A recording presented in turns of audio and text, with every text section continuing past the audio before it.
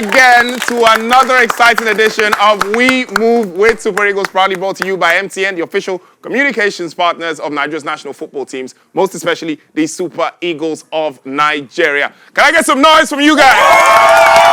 All right. Since I'm here already, let me feel the pulse of these guys around me. Let's talk about the Super Eagles for a bit. Let me just ask you, who's your favorite Super Eagles player? Igalo.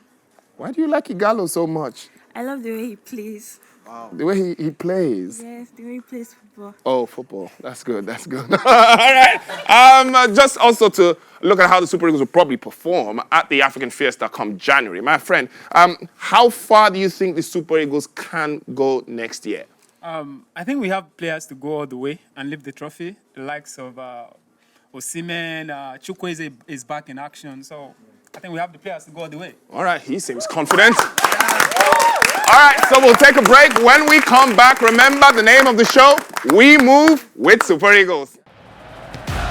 Feel the thrills, and the grills of African football as we move with the Super Eagles of Nigeria to the Summit of African Football come January 2022 in Cameroon, the land of the indomitable Lions. Catch all the excitement on and off the field of play as MTN, official communication partner of the Super Eagles of Nigeria, counts down to the African World Cup with a unique twice-weekly offering on SuperSport 209, the African football content channel. Join us as we move with the Super Eagles. For more details, follow us on @MTNNG, @MTN Nigeria, on Instagram, Facebook, and YouTube. Welcome, MTN, everywhere you go.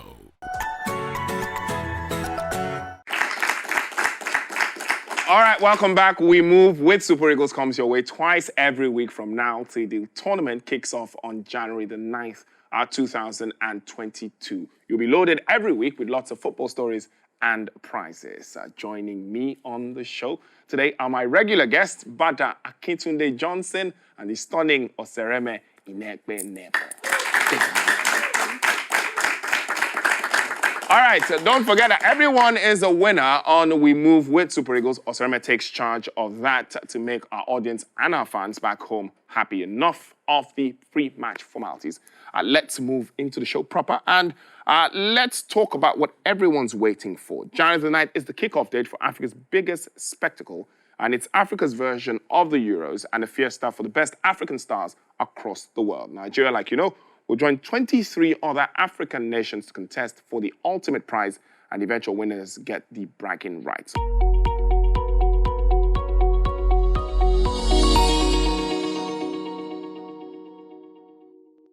At times, do you feel any regret taking this decision to play for Nigeria?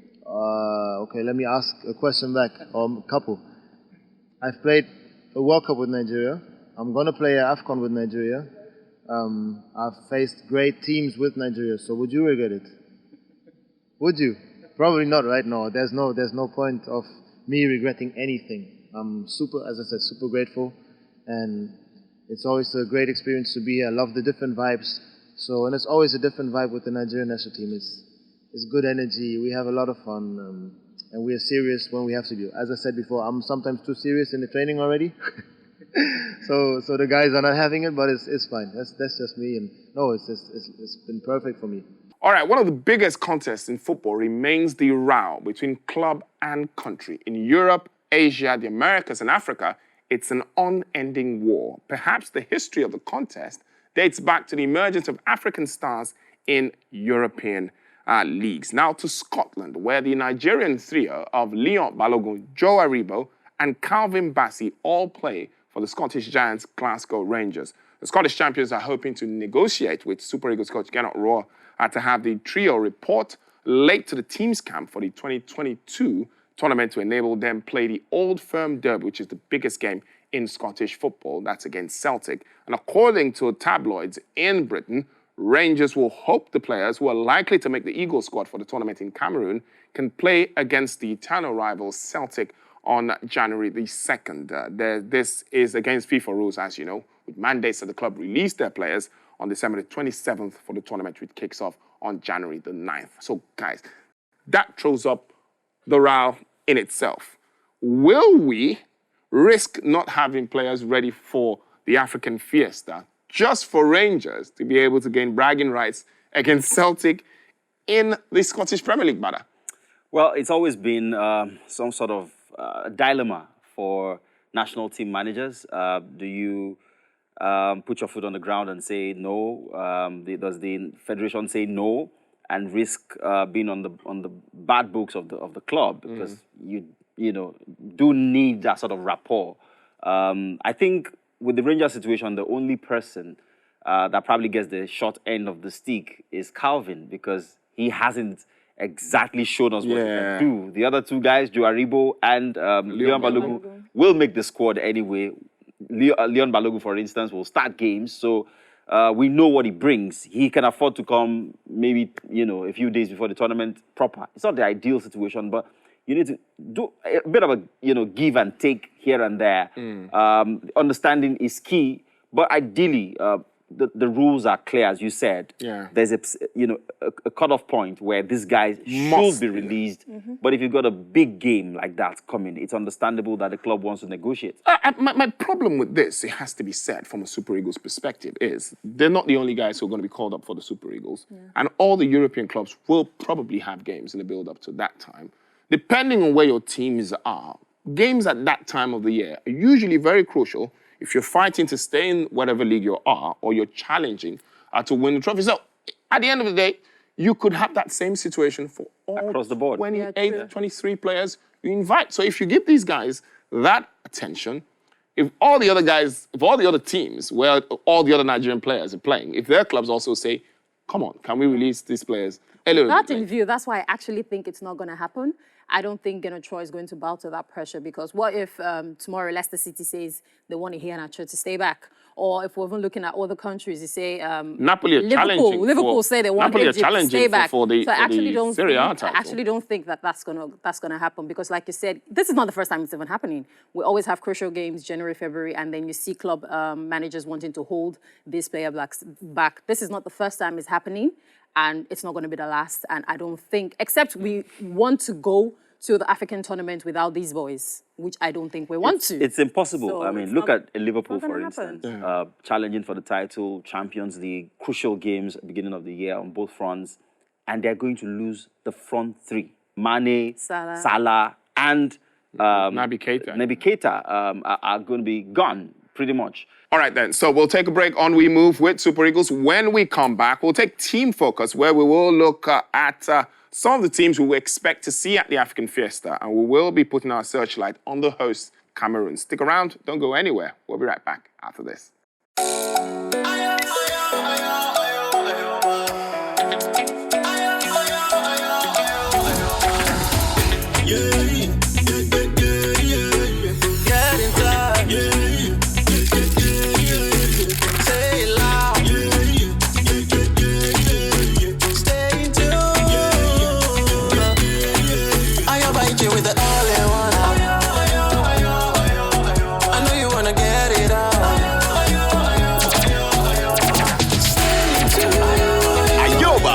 Your all-in-one app that lets you chat, call, read, play, and listen to music.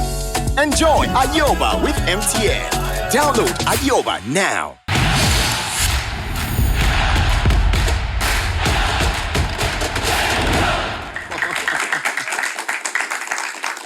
All right, welcome back. It is still We Move with Super Eagles. Remember, the program is proudly brought to you by MTN, the official communications partners of Nigeria's national teams, and most especially the Super Eagles of Nigeria. You can follow them on social media. That is at MTNNG on Instagram and MTN Nigeria on Facebook and YouTube. We head to Team Focus next on We Move with Super Eagles. And guys, Cameroon are one of the strongest teams on the African continent. And I remember growing up that Nigerians used to be really afraid every time that the Super Eagles had to play Cameroon.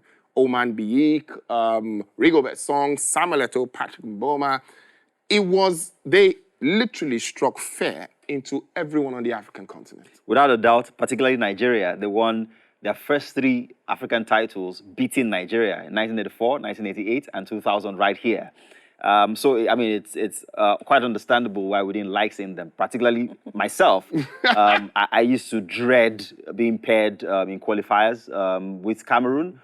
They were such a strong team, physically very, very dominant team. 1990, for instance, at the FIFA World Cup, we saw in the opening game when they had absolutely no chance whatsoever against Maradona-led Argentina. They bullied them. They bullied them, they battered, they bruised them, and they beat them eventually one day. And that's what they do to you. Exactly. One of the most physical teams in the world. And they still got quality. They still got physically imposing players. Yeah, I was about to go there. And the thing about the Cameroonian side now is they're probably not the superpowers on the African continent like they used to be. They're still well rated, though. They do not have some of those star players. It's not like Cameroon players are all of a sudden winning African Football of the Year awards. But they've got one really good player, Eric Maxim Choupo-Moting. Depending on how you look at him, he's played at some of the biggest clubs in world football. He's played for PSG and Bayern Munich back-to-back. Yeah. And yet, not a lot of people think like he is a super forward. Let me put it that way. Oh, but he is. But he hasn't really had the best season. He's had just about 3 goals this season. He hasn't had enough playing time at Bayern Munich. But for country, he's doing exceptionally well. About 15 goals in 57 appearances. That's wonderful. I don't agree when people say that he's not a super forward. He's just not had enough playing time for people to actually see what he can bring this season. But, I mean, for country, he's an exceptional forward. All right, talking about forwards, one man who seems to have been around for Cameroon for a long, long time, Vincent Aboubakar. I remember when he first broke into the team, he looked like the best thing in African football. Then he tailed off a bit, went out of the team, but now he seems to be back with a bang. He doesn't play in Europe any longer, but he still looks like a man who can propel Cameroon towards the tournament title. The thing that scares me about this particular Indomitable Lions team is that they've got a lot of experience. From Choupo-Moting to Vincent Aboubakar, they're players who've been dead on that. They have loads of years of experience at the top level of European football. Vincent Aboubakar played so many years for FC Porto. And in a tournament setting, especially playing at home, you don't have to have the best team. History has proven that what you need is character, quality in key moments, and picking at the right time. And if this team gets into the knockout stages, they'll take some stopping, especially with players like this who know exactly what to do. The team essentially keeps a solid defensive shape. That is their default mode. Going forward, they pick their moments, they create opportunities, they take them, usually against the run of play. This team won't be any different. And if you're talking about chances coming at their premium and those chances getting converted between Choupo-Moting and Aboubakar, the firepower to deliver a title is right there for the Indomitable Lions. All right, one other player who, we've talked about 2 players who have not particularly hit the heights, but we expect will do the business for Cameroon at the African Fiesta.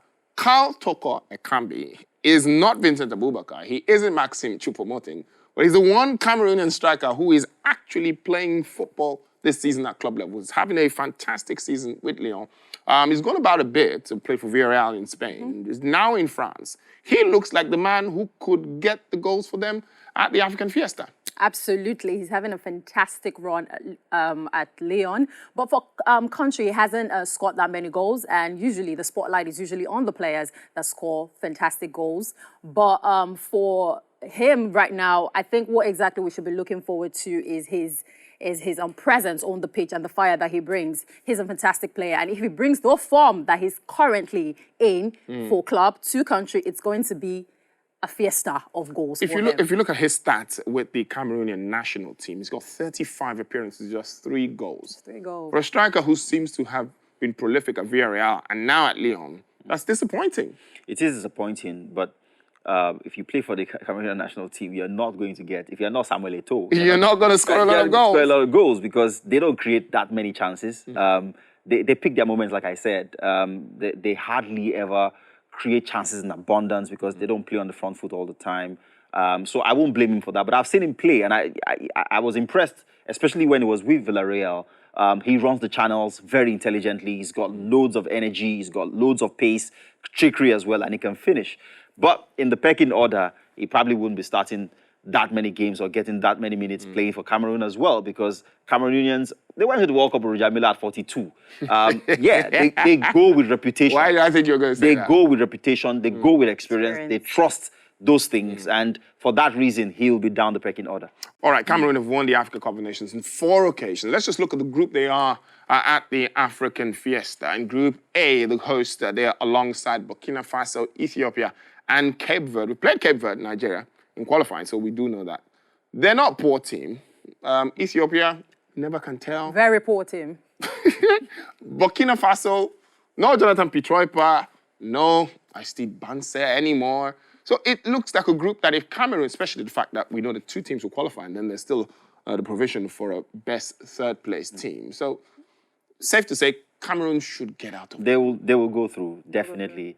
They are the only past winners of the competition in the group. As you said, the rest of the group don't have a decent history in this competition. So the Cameroonians will breeze their way through this particular. I think they couldn't have asked for an easier group, because what this sort of group does for you is you get maximum points, you build momentum for the knockout phases of the competition, and that always helps when a team has made mistakes without paying the consequence or suffering the consequence of those mistakes, and have learned from it in 3 tournament games, especially because the runway for preparation is so short. There are no opportunities to play friendly games. So most teams would actually be testing out in tournament.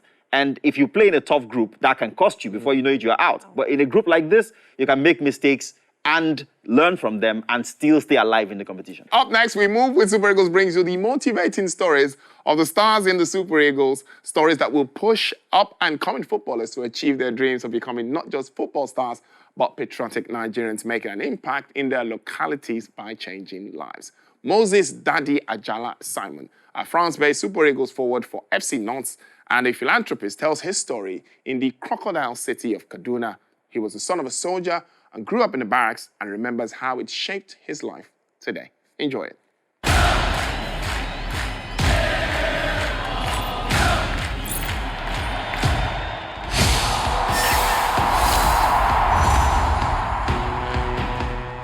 The first local club I played for is one thing in Kaduna, Model Star Academy. Then the second one is GBS Academy in Jos. It's from GBS Academy I went to National Under-20 for the trials. I got picked by John Obo, the coach. I think that is it from there. I started building my career.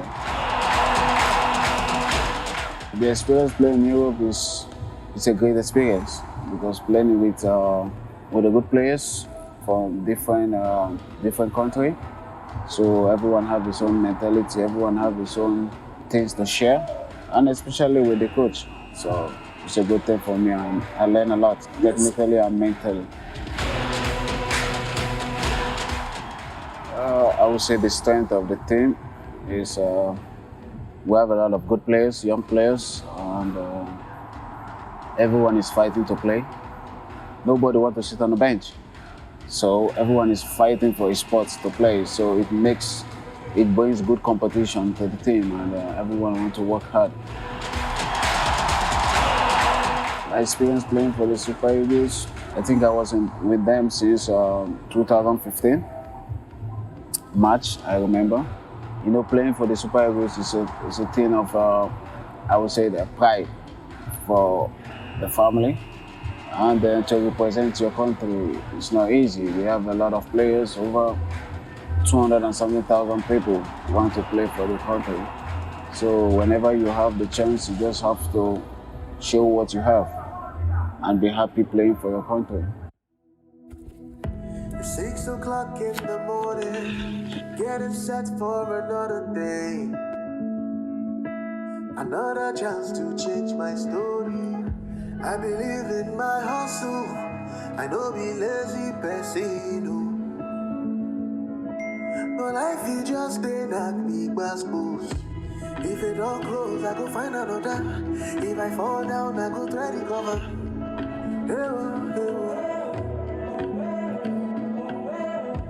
If it ever walk me, I know they bother. Cause I believe say I go surely prosper. You don't get that shit won't be. We move. No matter what they say, we move. Whatever life brings, we move. Turn up your dreams. MTN, everywhere you go.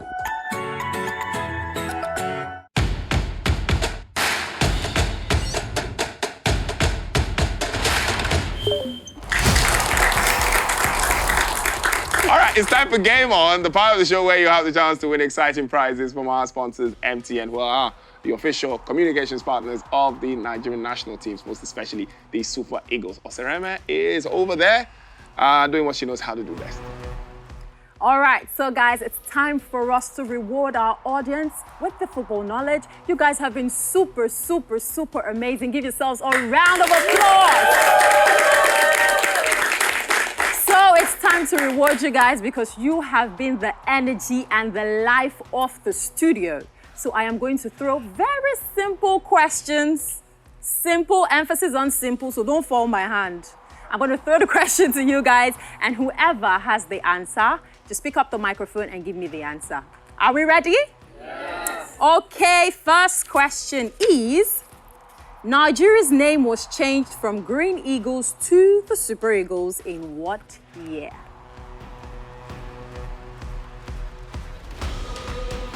Is that pin drop silence? What is going on? Nigeria's name was changed from Green Eagles to the Super Eagles in what year? Sorry, pick up the microphone and answer. 1980. 1980. Not quite, no. Someone else? Very close, but anybody else? 1982. Nope. I'm going to take one more answer and that's it. The man behind you. 1979.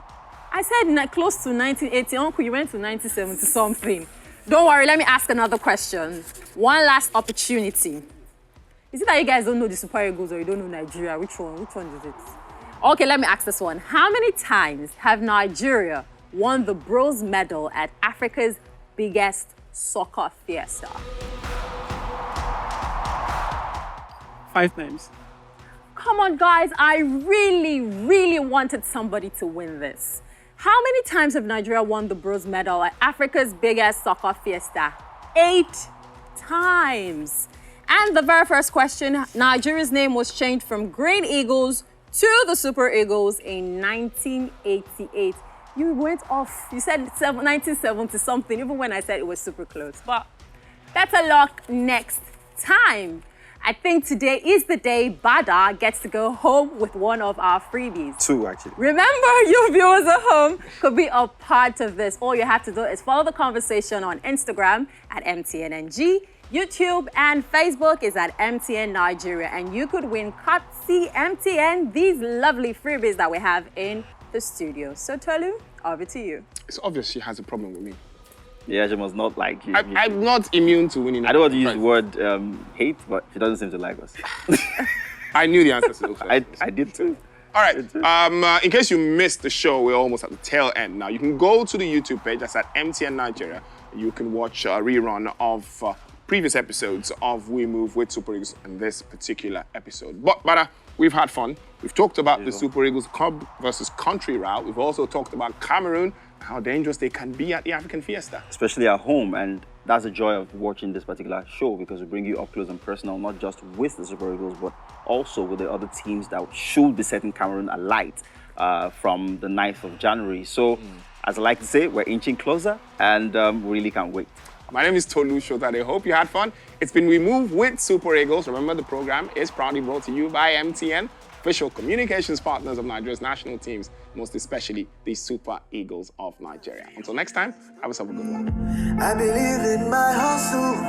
I know be lazy person, but life is just a knock me boost.